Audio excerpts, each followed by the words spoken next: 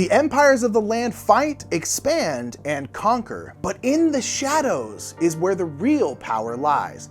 Why should we fight in these battles? Why not pull strings from the darkness to ensure that the empire we want to win ends up on top? This is War of Whispers Deluxe Edition, which was designed by Jeremy Stoltzfus and published by Starling Games, who helped sponsor this video. Hi everybody, my name is Nick Murphy of the Brothers Murph, and we are here with BoardGameGeek.com. Which empire will your loyalties lie in? Well, we'll have to find out as we get this game down to the table to go a little more in focus on War of Whispers. A War of Whispers is an empire manipulation area control game where players will take on the role of an underground faction, pulling strings and making sure that the right empire wins the day. To start the game, each player will choose a faction and randomly assign the 5 empire loyalty tokens on the loyalty slots on their boards face down, though the player may look at which empires are where anytime during the game. These loyalties are the basis of scoring that will take place at the end of the game. Players will gain or lose points based on how many cities the empires control at the end of the game. For example, if at the end of the game, the Bear Empire, which is in the Devout loyalty slot, has control of 4 cities, this player will score 16 points.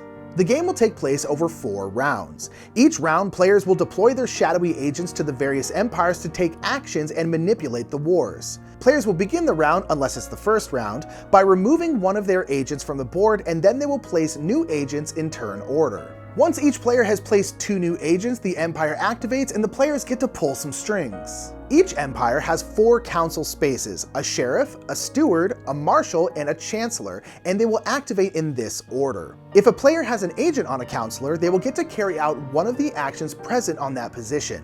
But if any of the council spots are empty, the player on the spot to the right of that space controls it and will get to activate it. For example, in this case, the Cult of the Rat agent is on the sheriff space and will activate it, but there are no agents on the steward or marshal spaces, so the Pale Raven agent on the chancellor space will get to activate all 3 spaces. The council actions allow an empire to expand its forces and conquer new regions. Actions may allow an empire to add more banners to regions it controls, bolstering its numbers.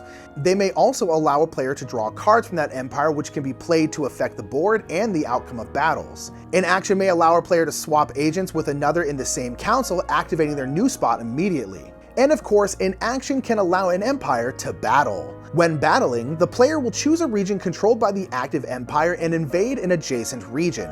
The battle takes place with each side discarding banners in a 1-to-1 ratio. Though if the region has a fort, the defending region has 1 virtual banner added to their ranks. Each empire's councils activate in a clockwise manner, starting with the Bear Empire and ending with the Horse. Then players will discard down to 5 cards, and then they may swap 2 of their empire loyalty tokens. But if they do, they must flip these tokens face up and expose their loyalties to their opponents, and face up loyalty tokens may never be moved again. If this was the end of the 4th round, the game ends and the players score. Players will gain or lose points based on how many cities an empire controls and where their loyalties lie, and the player with the most points will win. A War of Whispers is a different take on the area control game, where no player owns an empire or a region. They're just trying to manipulate the empires to gain the most points. And the loyalty tokens are randomly assigned at the beginning of the game, and you can change those loyalties, but you leave yourself exposed if you do.